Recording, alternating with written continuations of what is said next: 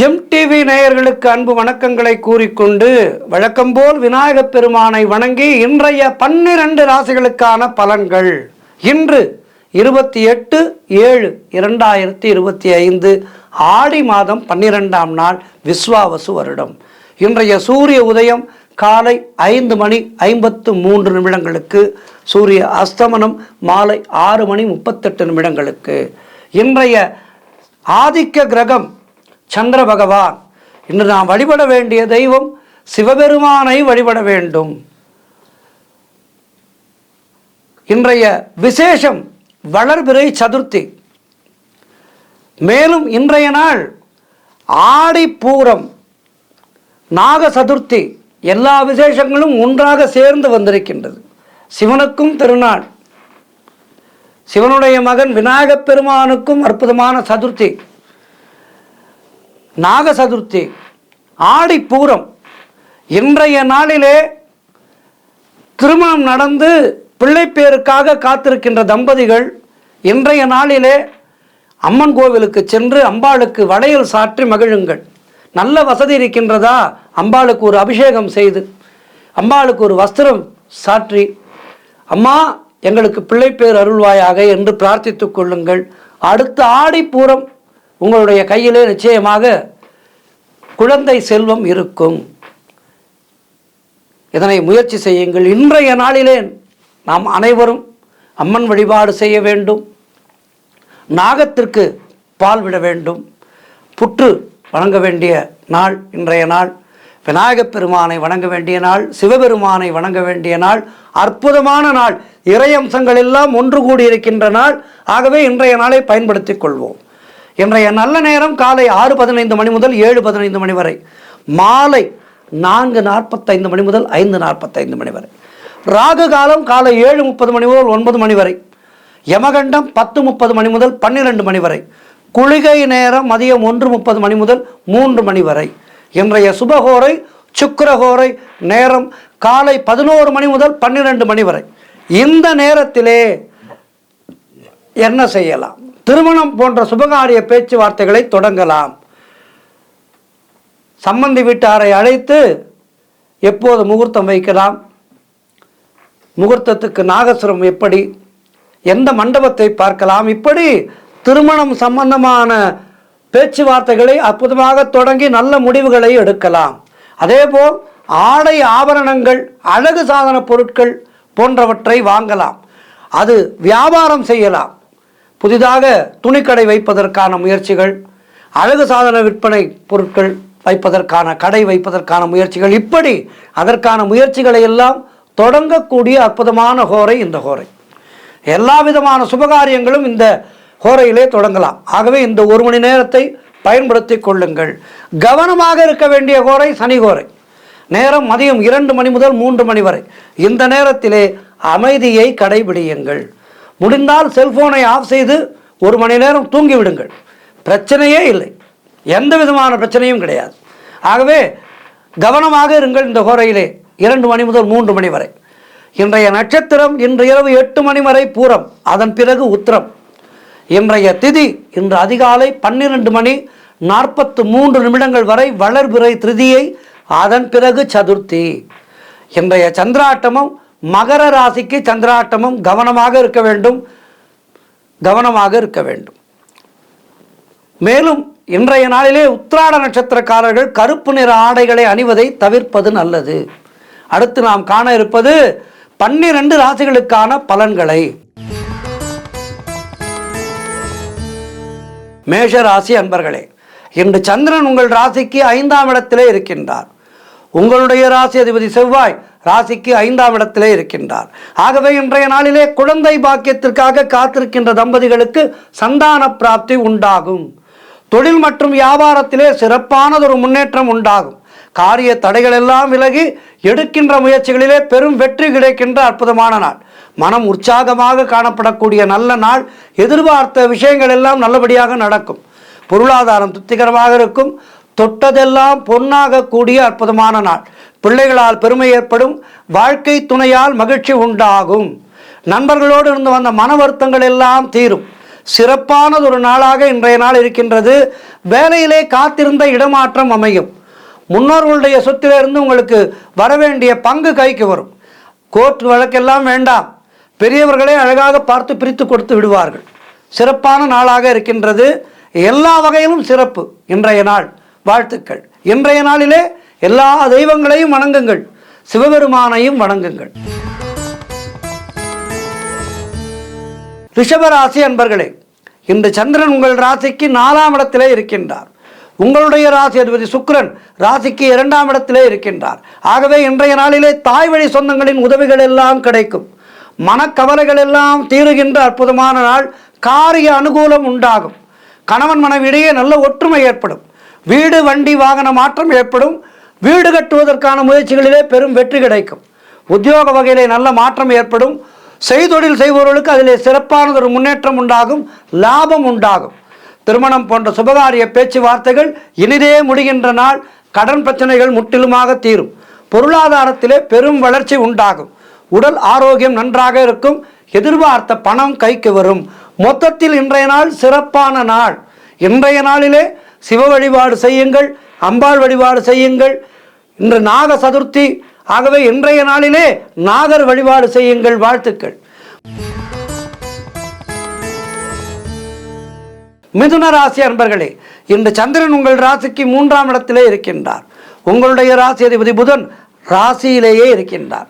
ஆகவே இன்றைய நாளிலே உடல் ஆரோக்கியத்திலே நல்லதொரு முன்னேற்றம் உண்டாகும். எதிர்பார்த்த விஷயங்கள் எல்லாம் நல்லபடியாக நடக்கின்ற நல்ல நாள்.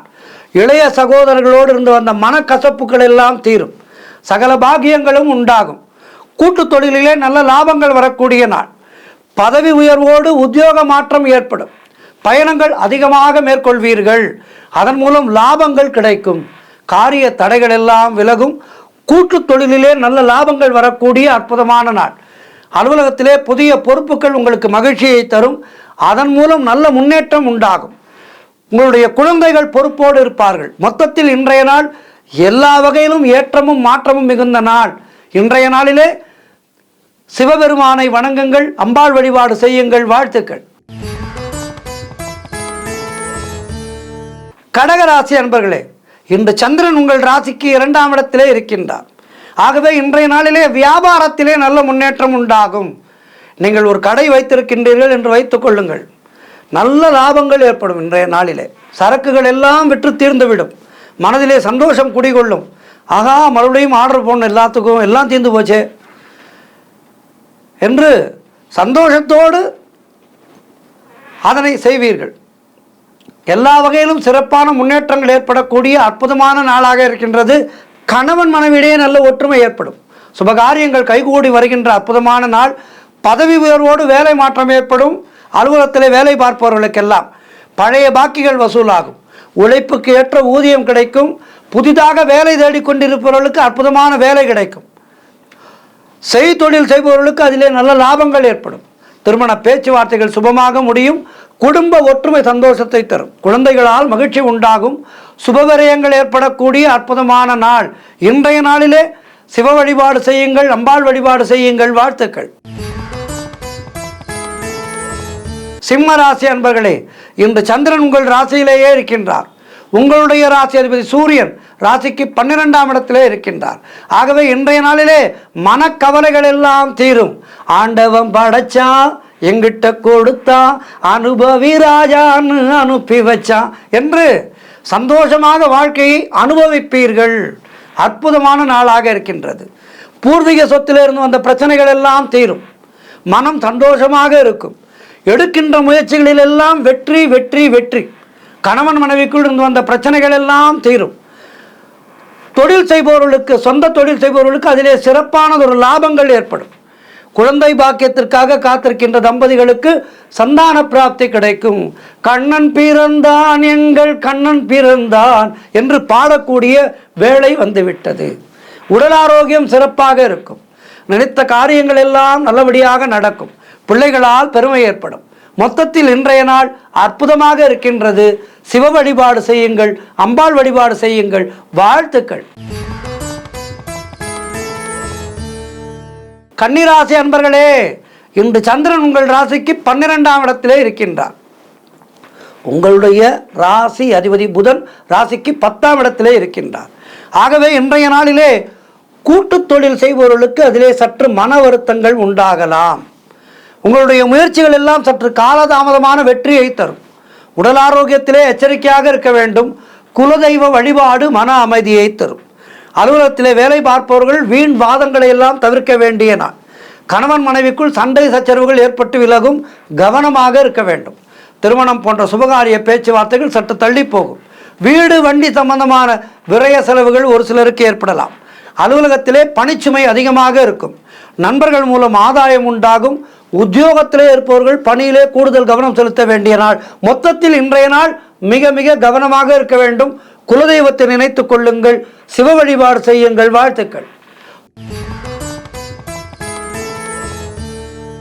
துலாம் ராசி அன்பர்களே, இன்று சந்திரன் உங்கள் ராசிக்கு 11ஆம் இடத்திலே இருக்கின்றார்.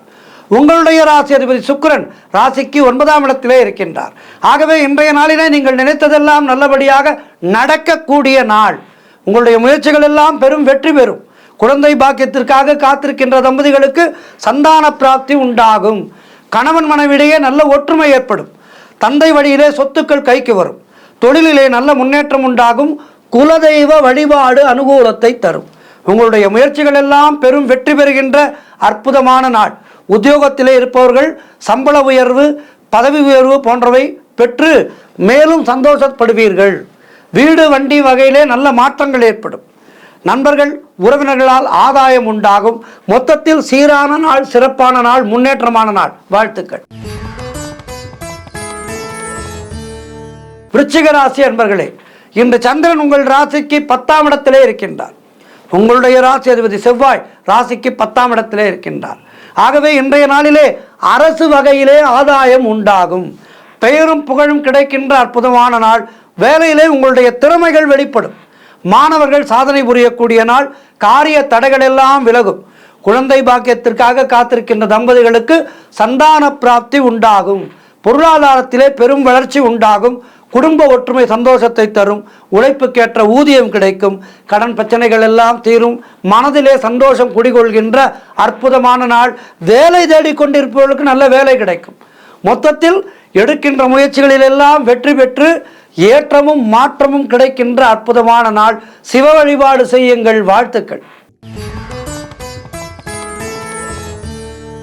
தனுசு ராசி அன்பர்களே, இன்று சந்திரன் உங்கள் ராசிக்கு 9ஆம் இடத்திலே இருக்கின்றார். உங்களுடைய ராசி அதிபதி குரு ராசிக்கு 7ஆம் இடத்திலே இருக்கின்றார். ஆகவே இன்றைய நாளிலே உங்களுக்கு எல்லா விதமான பாக்கியங்களும் கிடைக்கக்கூடிய நல்ல நாள். புதிய தொழில் முயற்சிகள் எல்லாம் பெரும் வெற்றி பெறும். கடன் தொல்லைகள் விலகும். நண்பர்கள் மூலம் எதிர்பார்த்த உதவிகள் கிடைக்கும்.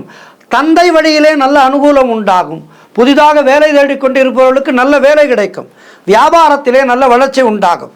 திருமணம் சம்பந்தமான சுபகாரிய பேச்சுவார்த்தைகள் இனிதே முடியும். பதவி உயர்வோடு வேலை மாற்றம் சிலருக்கு ஏற்படும். பொருள் வரவும் தனலாபமும் அதிகரிக்கின்ற நல்ல நாள். திடீர் அதிர்ஷ்டங்கள் சிலருக்கு தேடி வரும். எல்லா வகையிலும் இன்றைய நாள் ஏற்றமும் மாற்றமும் மிகுந்த நாளாக இருக்கின்றது. பயன்படுத்தி கொள்ளுங்கள். இன்றைய நாளை சிவ வழிபாடு செய்யுங்கள். அம்பாள் வழிபாடு செய்யுங்கள். வாழ்த்துக்கள். மகர ராசி அன்பர்களே, இன்று சந்திரன் உங்கள் ராசிக்கு 8ஆம் இடத்திலே இருக்கின்றார். உங்களுடைய ராசி அதிபதி சனி ராசிக்கு 2ஆம் இடத்திலே இருக்கின்றார். இன்று நாள் முழுவதும் உங்களுக்கு சந்திராட்டமும். மௌனத்தை கடைபிடியுங்கள். குலதெய்வத்தை அதிகமாக நினைத்து கொண்டே இருங்கள். இன்றைய நாளிலே குலதெய்வத்தினுடைய பெயரை எழுதி கொண்டே இருங்கள். அலுவலகத்திலே வேலை பளு அதிகமாக இருக்கும். தொழில் செய்பவர்களுக்கு அதிலே ஒரு சங்கடங்கள் ஏற்படுகின்ற நாள். ஆகவே மிக கவனமாக இருக்க வேண்டும். சொந்த தொழில் செய்பவர்களுக்கு மிக கவனமாக இருக்க வேண்டிய நாள். கடன் கொடுக்காதீர்கள், கடன் வாங்காதீர்கள். வெளியூர் பிரயாணங்களை தவிர்க்க வேண்டிய நாள். பணிச்சுமை அதிகமாக இருக்கும். வீண் வாக்குவாதங்களை எல்லாம் தவிர்க்க வேண்டிய நாள். ஆகவே இன்றைய நாளிலே மௌனத்தை கடைபிடியுங்கள். கோபத்தை முற்றிலுமாக குறைத்து கொள்ளுங்கள். சிவன் கோவிலுக்கு சென்று வாருங்கள். கோளறு பதிகம் படியுங்கள். அபிராமி அந்தாதி படியுங்கள். ஆத்தாளை எங்கள் அபிராம வல்லியை அண்டமெல்லாம் பூத்தாளை, இதனை சொல்லி அம்பாளை வழிபாடு செய்யுங்கள். வாழ்த்துக்கள். கும்பராசி அன்பர்களே, இன்று சந்திரன் உங்கள் ராசிக்கு 7ஆம் இடத்திலே இருக்கின்றார். உங்களுடைய ராசி அதிபதி சனி ராசியிலேயே இருக்கின்றார். ஆகவே இன்றைய நாளிலே எல்லா விதமான சுபகாரிய பேச்சுவார்த்தைகளும் இனிதாக முடியும். உறவினர்களோடு இருந்து வந்த மன வருத்தங்கள் எல்லாம் தீரும். வியாபாரம் செய்பவர்களுக்கு நல்ல லாபங்கள் வரக்கூடிய அற்புதமான நாள்.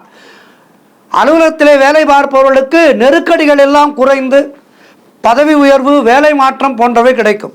காரிய வெற்றிகள் உண்டாகின்ற நாள். பூர்வீக சொத்திலிருந்து வந்த பிரச்சனைகள் எல்லாம் விலகும். கடன் பிரச்சனைகள் தீரும். வீடு, வண்டி, வாகன மாற்றம் ஏற்படும். நண்பர்கள் மூலம் அனுகூலம் உண்டாகும். உங்களுடைய முயற்சிகள் எல்லாம் பெரும் வெற்றி பெறுகின்ற நல்ல நாள். பொருளாதாரம் திருப்திகரமாக இருக்கும். அதனால் மனதிலே சந்தோஷம் குடிகொள்ளும். பிள்ளைகளால் பெருமை ஏற்படும். வாழ்க்கை துணையால் மகிழ்ச்சி உண்டாகும். சிறப்பானதொரு நாளாக இருக்கின்றது. இன்றைய நாளிலே சிவசக்தியை வழிபாடு செய்யுங்கள். வாழ்த்துக்கள்.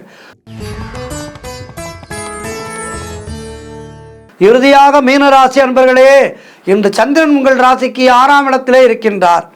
உங்களுடைய ராசி அதிபதி குரு ராசிக்கு 4ஆம் இடத்திலே இருக்கின்றார். ஆகவே இன்றைய நாளிலே புதிதாக கடன் வாங்காதீர்கள். காரிய அனுகூலம் உண்டாகும் என்றாலும் மிக கவனமாக இருக்க வேண்டும். குலதெய்வ வழிபாடு வெற்றியை தரும். வீண் வாக்குவாதங்களை எல்லாம் தவிர்க்க வேண்டிய நாள். அலுவலகத்திலே மேலதிகாரிகளால் நெருக்கடிகள் உண்டாகலாம். ஆகவே மிக கவனமாக இருங்கள். வேலையிலே மற்றும் உங்களுடைய கவனத்தை செலுத்துங்கள். செய்தொழில் செய்பவர்கள் அதிலே புதிய முதலீடுகளை, புதிய முயற்சிகளை இன்றைய நாளிலே தவிர்ப்பது நல்லது. ஒரு 2-3 நாட்கள் போகட்டும். தேவையில்லாமல் மற்றவர்களுடைய விஷயங்களிலே தலையிடாதீர்கள். வெளியூர் பிரயாணங்கள் செல்வதை தவிர்க்க வேண்டிய நாள். ஆகவே இன்றைய நாளிலே மிக கவனமாக இருக்க வேண்டிய நாள். சிவ வழிபாடு செய்யுங்கள். புற்றுக்கு பால் ஊற்றுங்கள். அம்பாள் கோவிலுக்கு சென்று தரிசனம் செய்யுங்கள். வளையல் வாங்கி சாற்றுங்கள். வாழ்த்துக்கள். 12 ராசியினருக்கும் இன்றைய நாள் சிறப்பாக இருக்க பிரார்த்திக்கின்றேன். நன்றி, வணக்கம். இன்றைய ஆன்மீக தகவல். இறைவனுக்கு எத்தனையோ மலர்களை நாம் சூட்டி மகிழ்கின்றோம். மல்லி, கனகா, டேக், மல்லி, சாமந்தி. இன்றைய ஆன்மீக தகவல். இறைவனுக்கு எத்தனையோ மலர்களை நாம் சூட்டி மகிழ்கின்றோம். அழகான மலர் மாலையை அணிவித்து இறைவனை வணங்கும் போது நம்முடைய மனதிற்குள்ளே ஒரு இனம் புரியாத இன்பம் ஏற்படும். அந்த அலங்காரங்களோடு இறைவனை பார்க்கும்போது மனதிலே நமக்கு அப்படி ஒரு சந்தோஷம் ஏற்படும். கிடைத்தற்கரிய பேர் இதெல்லாம். அதாவது பெரியவர்கள் சொல்வார்கள், கண்கள் இருப்பது இறைவனை தரிசனம் செய்வதற்காக, கைகள் இருப்பது இறைவனை வணங்குவதற்காக, கால்கள் இருப்பது இறைவனுடைய கோவிலுக்கு சென்று அவனை தரிசிப்பதற்காக. இப்படி நம்முடைய அவயங்கள் எல்லாமே இறைவனை வழிபடுவதற்காக வைத்திருக்கப்படுது. அப்படிப்பட்ட அவயங்களை கொண்டு இறைவனை நாம் வழிபட வேண்டும். கவிஞர் வாலி அவர்கள் மிக அற்புதமாக தன்னுடைய பாடலிலே சொல்லி இருப்பார். கைகள் இருந்து என்ன பயன் அவை கந்தனை வணங்காமல், இரு கால்களிருந்து என்ன பயன் கந்தன் குன்றத்தை நெருங்காமல், கண்களிருந்து என்ன பயன் குகன் தோற்றத்தில் மயங்காமல், பல நூல்களிருந்து என்ன பயன் கந்தன் புகழினை பாடாமல். புத்தகங்கள் இறைவனுடைய பெயரை சொல்வதாக இருக்க வேண்டும். அப்படிப்பட்டதுதான் புத்தகம் என்று சொல்கின்றார். ஆகவே இறை வழிபாடு என்பது 24 மணி நேரம் நம்முடைய மனதிலே ஓடிக்கொண்டே இருக்க வேண்டும். அப்படிப்பட்ட மனதுதான் நல்லவற்றிலே லயிக்கும். ஆக இறை வழிபாடு என்பது ஒரு அற்புதமான ஒரு காரணி நமக்கு, நம்முடைய வாழ்க்கையை நடத்துவதற்கு. சுவாமிக்கு பலவிதமான மலர்களை சூட்டி மகிழ்கின்றோம். ஒவ்வொரு இறைவனுக்கும் ஒவ்வொரு விதமான மலர்களை சாற்றி மகிழ்கின்றோம். அந்த வகையிலே நாம் பெருமாளுக்கு அற்புதமான முறையிலே துளசி செடியை சமர்ப்பிக்கின்றோம். துளசியால் பெருமாளை அர்ச்சிக்கின்றோம். அனுதினமும் ஒரு துளசியை பெருமாளுக்கு சமர்ப்பிக்கின்றோம். பெருமாளுக்கு இந்த துளசி செடி மிகவும் பிடித்த காரணம் ஒன்று இருக்கின்றது. அந்த காரணத்தை தான் இன்றைய நாளிலே நாம் பார்க்க இருக்கின்றோம். ஆன்மீக தகவலிலே ஒரு முனிவர் பெருமாளுடைய சிலைக்கு தினந்தோறும் துளசியை அர்ப்பணித்து பூஜைகளை எல்லாம் செய்து வந்தார். இந்த வேளையிலே துளசியை பற்றி ஒன்று சொல்ல வேண்டும். துளசியின் பெயர் பிருந்தா என்று சொல்வார்கள் சமஸ்கிருதத்திலே. தமிழிலே துளசி, சமஸ்கிருதத்திலே பிருந்தா என்று சொல்வார்கள். இந்த துளசி எங்கெல்லாம் இருக்கின்றதோ அங்கு எதிர்மறை சக்திகள் அண்டாது. அதனால்தான் அந்த காலத்திலே இல்லத்திலே நமக்கு வீட்டு வாசலிலே அல்லது வீட்டின் கொல்லைப்புறத்திலே துளசி செடியை வளர்க்க வேண்டும் என்று சொன்னார்கள். துளசி செடி என்பது ஒரு அற்புதமான எதிர்மறை சக்திகளை தடுக்கின்ற அற்புதமான ஒரு செடி. சரி, ஆகவே துளசி இருக்கின்ற இடத்திலே பெருமாளுடைய அம்சம் வந்துவிடும். பெருமாளை இல்லத்துக்கு அழைக்க வேண்டும், மகாலட்சுமியை இல்லத்திற்கு அழைக்க வேண்டும் என்றால் வீட்டிலே துளசி செடியை நன்கு பராமரித்தாலே போதும். நீங்கள் பாருங்கள், துளசி செடியை நன்கு பராமரிக்கின்ற வீடுகளிலே செல்வ செழிப்புக்கு குறையே இருக்காது. மகாலட்சுமி அங்கே நித்திய வாசம் செய்வார். எனவே உங்களுடைய இல்லத்திலே துளசி செடி இல்லை என்றால் இன்றைக்கே உடனடியாக ஒரு துளசி செடியை நட்டு அந்த துளசி செடியை நல்லபடியாக பராமரிப்பு செய்து வாருங்கள். உங்களுடைய இல்லமானது லக்ஷ்மி கடாட்சத்தோடு திகழும். மறுபடியும் கதைக்கு வருவோம். இந்த முதியவர் இருந்தால் அல்லவா, இந்த முதியவர் ஒவ்வொரு நாளும் பெருமாளுக்கு துளசியை அர்ப்பணிப்பார். விற்பனைக்கு செல்லும் போது ஒரு துளசி செடியை பார்த்து அதையும் அதனோடு சேர்ந்து கட்டி கொண்டு வருவார். அப்பொழுது முனிவர் வழிபாடு செய்யும் போது அந்த இடத்திற்கு வந்த ஏழை விவசாயி முனிவரை பார்த்து நின்று கொண்டிருந்தார். அதை கவனித்த அந்த முனிவர் ஏழை விவசாயி கொண்டு வருகின்ற கீரையின் மேல் ஒரு கருநாகம் இருப்பதை கண்டார்.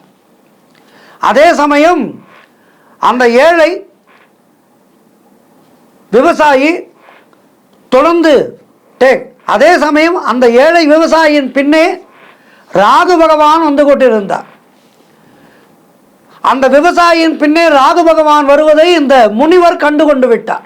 இவர் முனிவர், இவருக்கு எல்லாவற்றையும் அறிகின்ற சக்தி இருக்கின்றது அல்லவா, இவர் அறிந்து கொண்டு விட்டார். ராகு பகவானை பார்த்து, ராகு பகவானே, நீங்கள் ஏன் இந்த அப்பாவி விவசாயியை பின்தொடர்ந்து வருகின்றீர் என கேட்டார். அதற்கு ராகு பகவான் சொன்னார், முனிவரே, இந்த விவசாயினுடைய விதிப்படி நான் இவரை தீண்ட வேண்டும், அதனால் அவன் மரணிக்க வேண்டும் என்பது விதி. அதனால் அவனை பின்தொடர்ந்து வந்து கொண்டிருக்கின்றேன். அவன் தலை மீது கீரைகளோடு ஒரு துளசி செடியின் இருக்கின்றது. அது பகவானுடைய பெருமாளுக்கு அது பகவான் பெருமாளுக்கு மிகவும் பிடித்தமானது என்பதால் அந்த விவசாயியை என்னால் தீண்ட முடியவில்லை, நான் காத்து கொண்டே இருக்கின்றேன் என்று ராகு பகவான் அந்த முனிவரிடம் சொன்னார். ராகு பகவான் அதற்கு முனிவர், ராகு பகவானே, உமது கால சர்ப்ப தோஷத்திலே இருந்து விடுபடுவதற்கு ஏதேனும் பரிகாரம் உள்ளதா என்று கேட்டார். அதற்கு ராகு பகவான் கூறினார், முனிவரே, நீர் இதுவரையில் செய்த புண்ணிய பலனை அப்பாவி ஏழை விவசாயிக்கு கொடுத்தால் என்னால் ஏற்படுகின்ற கால சர்ப்ப தோஷமானது முற்றிலுமாக நீங்கிவிடும் என்றார். அதனை கேட்ட அந்த முனிவர் சிறிதும் தயங்காமல் அந்த ஏழை விவசாயியை கூப்பிட்டு அருகில் அமரச் செய்து தான் செய்த புண்ணிய பலன்கள் அத்தனையும் அவருக்கு கொடுத்து அந்த விவசாயிக்கு கொடுத்து விட்டார். அதன் மூலம் அந்த விவசாயியினுடைய உயிரை காப்பாற்றினார். இதையெல்லாம் உணர்ந்த அந்த ஏழை விவசாயி தான் வேலைக்கு செல்லும் ஒவ்வொரு நாளும் அந்த முனிவருக்கு பூஜை செய்வதற்கு துளசியை கொடுத்து கொண்டே இருந்தார். அந்த முனிவர் நமக்கு பெரிய உதவி செய்திருக்கின்றார், அவருக்கு நம்மால் முடிந்த உதவியை நாம் செய்ய வேண்டும் என்று அவர் தொடர்ந்து பூஜைக்கு துளசிகளை கொடுத்து கொண்டே இருந்தார். ஆக ராகுவினுடைய அந்த தோஷத்தையே, ராகுவினால் ஏற்படக்கூடிய அந்த மரணத்தையே தடுக்கின்ற வல்லமை பெற்றது துளசி செடி என்பது இதனால் நமக்கு உறுதியாகின்றது. ஆகவே துளசி இருக்கின்ற இடத்திலே பெருமாளுடைய அனுகிரகம் பரிபூர்ணமாக இருக்கும், முனிவர்களுடைய அனுகிரகம் பரிபூர்ணமாக இருக்கும். எனவே இந்த துளசி செடியை வீட்டிலே வளர்த்து நாமும் வளர்வோம், இறையருளால் நம்முடைய சந்ததி வளரும். ஆகவே எதிர்வரும் காலத்திலே நம்முடைய வீட்டிலே துளசி செடி இல்லை என்றால் உடனடியாக துளசி செடியை நட்டு துளசியை வளர்ப்போம், பக்தியை வளர்ப்போம், பெருமாள் பாதங்களை சரணடைவோம். நன்றி, வணக்கம்.